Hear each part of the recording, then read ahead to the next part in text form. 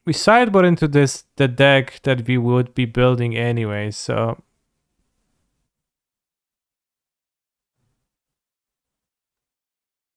it's not good. And it's like safety valve for combos, you would need what? Counterspell? Hate counterspell. You get a lot of free game ones with the combo. I wouldn't say a lot of free game ones, like I don't, honestly, but I do get some. And I guess creativity and similar, it's really helpful to be able to do that. Yeah, I like that. I like that. You don't want to know the top of my deck. I want it to be exciting to draw cards. Yeah, I guess that's true that it makes you not feel that.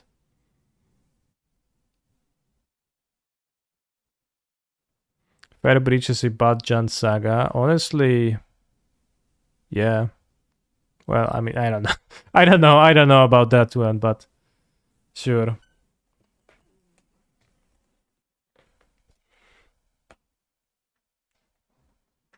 Didn't have Giganta. Fury performed well. I think Fury was pretty good.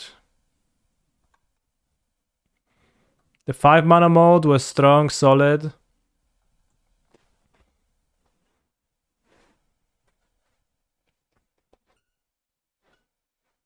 I haven't played against Scam. Against Scam, I would board it and try to play it for 5, and I don't know if that would actually help me or not.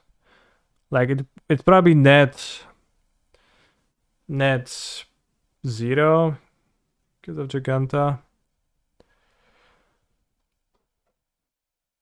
Growth Spiral is basically time walk.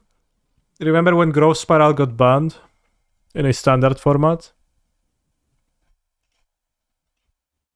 You remember that? Alright, here is the kicker for that situation, right? It got banned in a standard format. And they left Uro legal.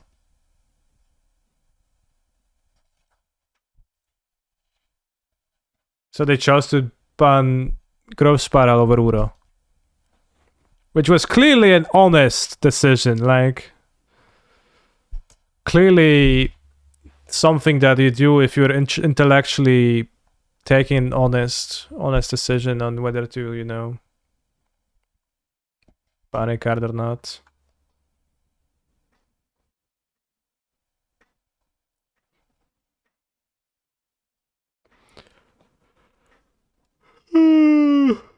Same with the Hogak bannings lot. No, that's a bit different because that's in a standard deck. It is clear. It is super clear to me that Uro is just like makes the game entirely about itself almost. With Hogak, I can see the upside of shooting your shot and seeing if it's gonna impact the deck. Because if it succeeds, then you have a fun, nice, not mid-range deck available in the format. So I view that differently. Remember when they banned Uro and Omnath decks became even more streamlined after? No, they banned Uro and the Omnath decks became pretty bad. The Omnath decks, mostly just people turn towards playing adventure Omnath decks. But like the style of deck that was played for the Uro ban was pretty dead. I played it at Grand Championship 2020. I play like an Omnath non-adventure deck, and it was pretty bad.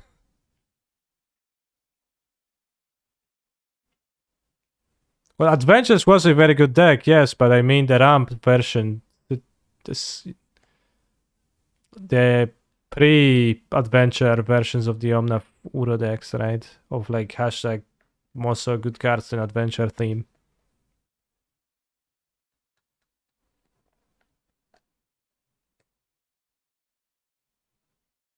With no Uro, the adventure decks were better off.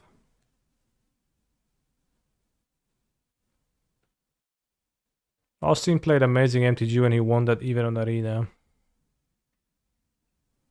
Yeah. I didn't watch, so I can't tell, so I can't say. I barely watched. I find it very hard to watch a Magic stream and actually follow the game, so.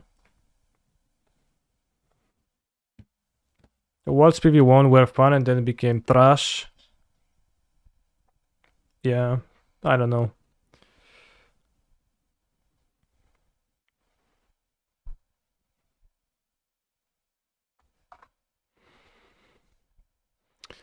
Alright. I'll be finishing the stream, but we're gonna do Enchant Wordle. Tomorrow, Vintage Showcase Challenge, and maybe we can double queue with a Standard Challenge. We'll see. We'll see what's the situation when I wake up and stuff. Enjoyed Utah win. Yeah, it was fine. Fine. Grim Flare. Alright.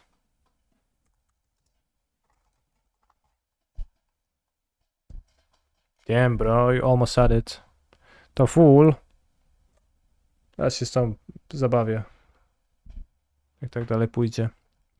We know it's a 1 mana or 0 mana creature. Newer than Eldritch Moon. Green or black. Samaru is Baron 5 levels. Jaspara Sentinel. That's an actually good guess.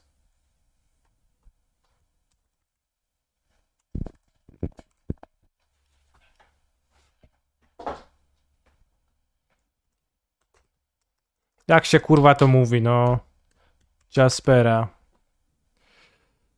I struggled with finding this card. Okay, so it is 1 mana, but it's 2 colors. And it's newer than 21. So, hybrid creatures, bros. Common 1-drop hybrid creatures.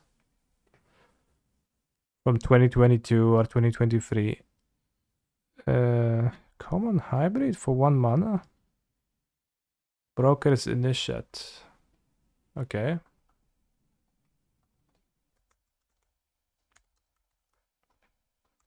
Oh, I know, because it's like... Jak się nazywa, no? Jezus, te nazwy... It's Commandore, so it's just... You know, this card is like 3-colored, technically.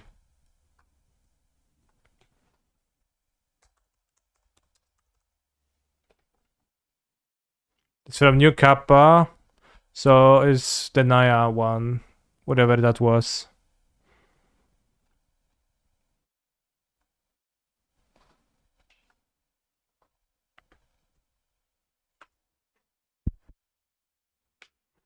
Cabaretti iniziate, probably.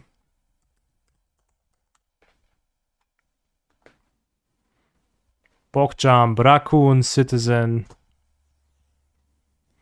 Now there is a fellow who knows how to have a good time, says Jetmir. It's about to stab you with the broken bottles, though. Kurwa, jaki wariat.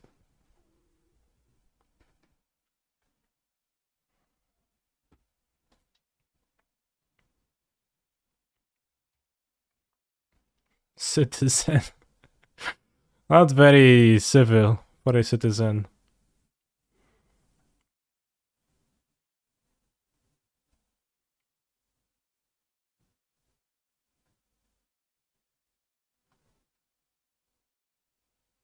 Share. No, I'm good. Nice outfit, though.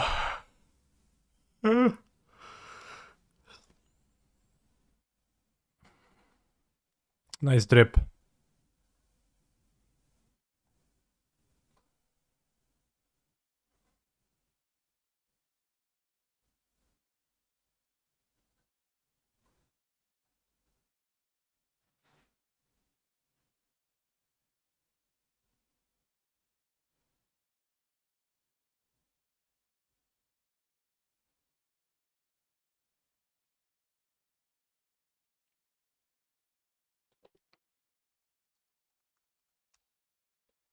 I'm thinking of buying a non-station breach. Do I think the deck is still tier 1 or did it fall off?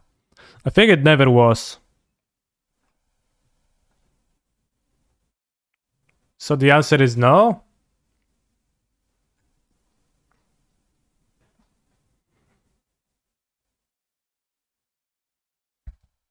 Is there an explanation for Capena's massive amount of anthropomorphic animals? In lore or like in actual world where like why did they draw so many?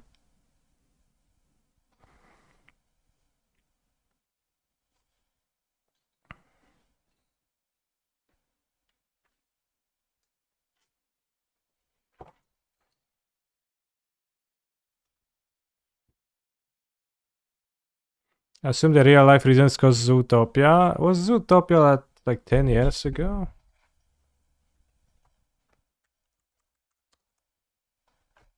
(2016).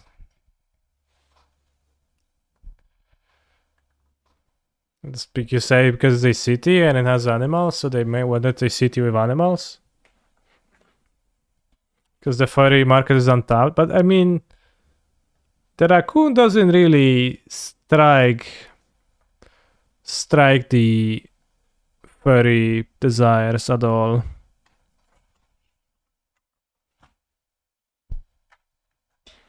Jezu, no co ty robisz? Anyways. How would you know? Well, I think so. I'm guessing.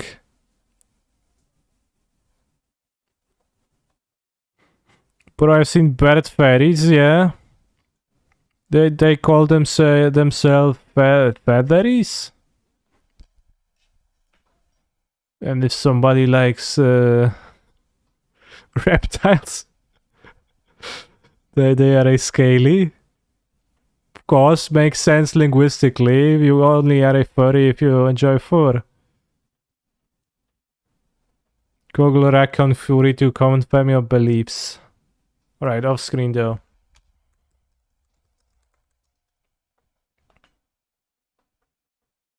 Looks a bit different.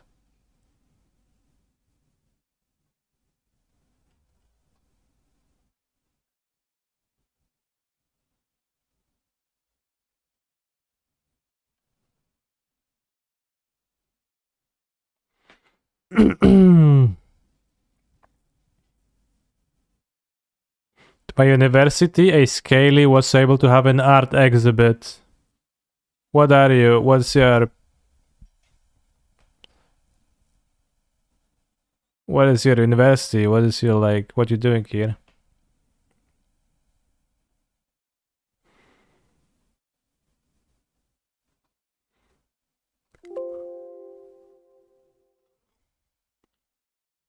Can buy Pioneer Challenger deck 2022 Gruul Stompy. Nice.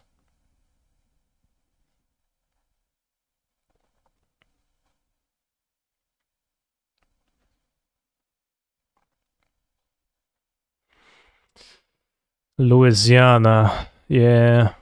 That tracks.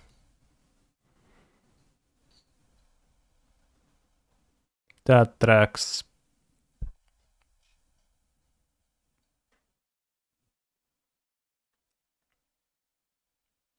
Anyways, thank you for watching today. I'll come back tomorrow to game Vintage Showcase Challenge.